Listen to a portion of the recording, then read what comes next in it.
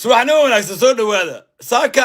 ninkii Abiy Ahmed ah shirkii iigado furmaya waa shirkii Ethiopia ay hogaamin jirto baawarka ay ku lahayd saaka Xasan Sheekh Maxamuud baa ka ciirsaday ninkii Abiy Ahmed ahna wuxuu soo dirsaday matalaad qalbigu ku xiran yahay waxa kale oo barnaamijka iyadana qayb ka ah in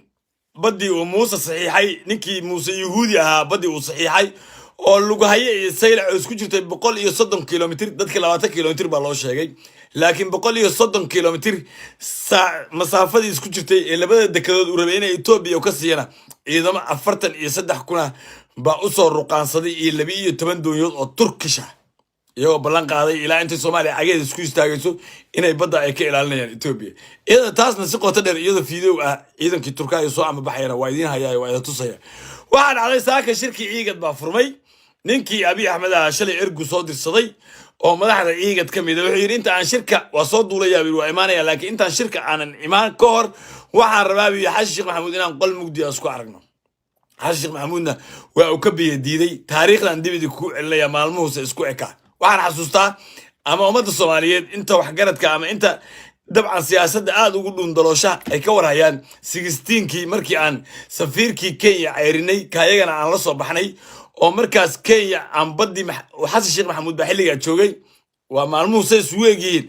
Xasan marka uu badda geynayay maxkamadda Hague oo khasab ay ku noqotay ugura Kenyatta inuu yimaado magaalada Muqdisho balse waxba kama aysan bedelin Soomaaliya faa'iido kale ka sii heshay oo markaas waxa noo soo noqotay 16kii hawada Soomaaliya gacanteeda soo gashay markaas isla markaas Kenya way aarsatay waxayna ku aarsatay waxa weeye inay markii Xasan Sheekh Maxamuud iyaguna ay xukunka ka tuuraan laakiin marka laba faa'iido ee xukuumadda Xasan Sheekh Maxamuud ee xilliga ka tagtay in badii la geeyay maxkamadda Hague oo Kenya wada hadal uu kala gali waayay oo qir iyo qirax xaaladii noqotay iyo in uu hawadii Soomaaliya kala soo noqday dabcan dad badan oo dhalinyaro ah waxay ku baraarugayeen 17kii markii la keenay qalabka markii la keenay laakiin qalabka waxa ka horeeyay ogolaanshaha iyaga in helno oo gacanteeda ay soo gasho 16kii hawada Soomaaliya xilligaasna waxa dalka madaxweyne ka ahaa madaxweyne Xasan Sheekh Maxamuud laakiin Kenyatta waa ka aarsadeen markaas isagana xukunkii karideen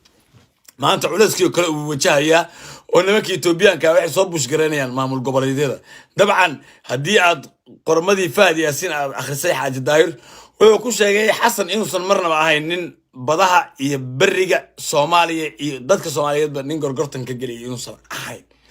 qadiyadaasna ninku adag cadiifadaasna nin aad ugu fogtahay Faad Yaasin baa qormadiisa ku cadeeyay tabardarida kale inaan tabardaranahayna Soomaali iyaga halka isdhigay sababtu waa maxay maamul goboleedyadii kuwii ugu waaweynaa ee ugu tunka waaweynaa baa maanta inta waxay la safayeen Ethiopia sida Dani Dibira iyo teamkiisa oo ka mid yahay lafta gareen iyo Muuse Biixi waa saddex maamul goboleed weey oo Ethiopia ay naga haysato halka maamul goboleedka Galmudug uusan wali mowqifkiisa cadeyn ninkii qorqor ahaa ama iyadoo qoraal ah ama iyadoo hadal ah uu sawli cadeyn halka ninkii Ali Guudlaaw ah isaguna iyadoo qoraal iyo iyadoo laakiin shacabka Hirshabeel iyo shacabka Galmudug waa la ogyahay Ethiopia nacaybka heerka ay ka joogan iyagu marka shacabka mar walba shucuurtooda ba halkan ka arkaa anuguba waana ogahayba ummadda Soomaaliyeed waa ogtahay shacabkaas inaysan jecleen Ethiopia laakiin qorqorna waxa la raaciyo isna qadiyadiisa cadeeyo iyo Ali Guudlaaw halka Jubaland iyadoo ay qadiyadeeda halka dhigatay si isugu dhaceen 19kana ilaa hadda iyada Ethiopia ba soo hayaanba qori faraar la isaga hayso Ethiopiana aysan saraakiil u soo diri karin ninkii Axmed Madoobe ahaa marka maamul goboleedka kaliya ee maanta xukuumadda Soomaaliya ay ku tashan karto ama mowqifkiisa halka uu caadi ah halka taagan waa maamulka Jubaland weey marka Xasan Sheekh Maxamuud culays buu wajahaya laakiin saaxadda siyaasadda ninkaas wuxuu ku yahay dad joker buu ku yahay marka maanta Ethiopia wuxuu maraya Xasan Sheekh Maxamuud inuu ka ceyrsado shirkii iiga yaa la ceyrsanayaa isoo qora yaa la ceyrsanayaa Ethiopia iyo Abiy Ahmed xagee laga ceyrsanayaa waxa laga ceyrsanayaa shirkii ay awoodda u lahaayeen iiga yaa ceyrsanaya waxa ceyrsanaya madaxweynaha ummadda Soomaaliyeed Xasan Sheekh Maxamuud xafidahullah halkaas marka maanta awoodina awoodda lagu sheegay xoog ma sida loo kala xoog weeyahay looma kala xaar weyna sida loo kala xoog weeyahay looma kala xaar weyna waa la kala aqli badan yahay siyaasad baa la isku dilaa marka ninkii siyaasad buu caalamka oo dhan ku tusay Mareykan waa tusay NATO waa tusay جميع العرب واتوصي إيجاد نواة وتصي أبي أحمد مركب ما أنت قلبه كحرن ياي الباب يحروي عن أوي الباب إيه يحيل عن أوي شلي تبكي كجدع هوض الصومالية هذا نوعي قرميك يوسف جاريان إن ديارة إثيوبيان إيرويز دوانا دي حد جذب كاس سي وضو دقنين اللودري إن لكنسلي دون إن هي لكنسلي دون الشتى كان يدول الصومالي كلامنا قندونتو يدو هشيس اللي قال دونتا قدر أما إمارات أما دولة ذاك يجو هشيس عصب أي هذا يكون اللي قال دونتو سي شعب كصومالي لغة فائدة اسكو صعد كذلك يدي بدو مركا هالقاس حالة مرسا ساكن إنك شركي واقوي مثلات بصادر صدي إنك إسماعيل عمر قال له لسوا الله ويري هلا قالها الصومالية هالكاس حالة مرسا حسن وأودي ويري قل مجدي أنا أبي أحمد قال لي إن حلال ما نحد بالقطاي فقارها هاي سكينه نكي أبي أحمد أجلس مركا حالة مرسا وعرفنا إن دلستايو فيديو هالمر إيدي تصواك وأنا دعوة إذا ما دي تركيا أها أو صار رقان صدي أو صار رقان صدي هالكاس يلقوا هاي يسيلا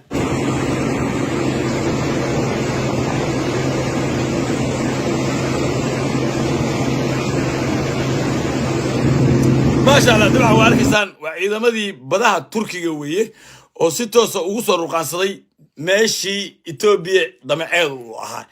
تركيا موقف كذا واحد سيني سومالي يمر بقرب تاجنتاي كدب مركم مدحوينه حاج شيخ محمود وويجي هوري يا مالمها بحريرية توس ولا سميني نيكي أردوغان مدحوينه مسلمين تنيكي سومالي وتقانو حرير مركول سميه بلان وقاضي سووا نول إنسان إثيوبيا تاكا كميدا بدا سومالي إنسان قادرين مركا أفرتن يصدح كونو عيدنا لغو قياسيا إلا أفرتن يكو كون يلبي تبن دونيوت أو دونيها دقالكا بالغو قياسيا إن هالكاس يحيبتا لغو ريجيو دمع إثيوبيا وحاج شيخ محمود ولاد أفكا كغرفتو wararka aan saaka idin hayo halkaas daaran laakiin waxa ay andara waxa weeye labadii maamul goboleed ee Soomaaliya ugu waaweynaa sida saddexdii maamul goboleed ee Soomaaliya ugu waaweynaa sida Somaliland iyo Puntland iyo Koonfur Galbeed inay maanta to ay yihiin qoor salax Ethiopian ah qoor salax Ethiopian ah oo Ethiopia qoor salaxayaan way arkaysan wiiga hore waa kan Saciid Cabdullaahi Dini oo loo diray laba sargaal oo isagoo sheegay laftii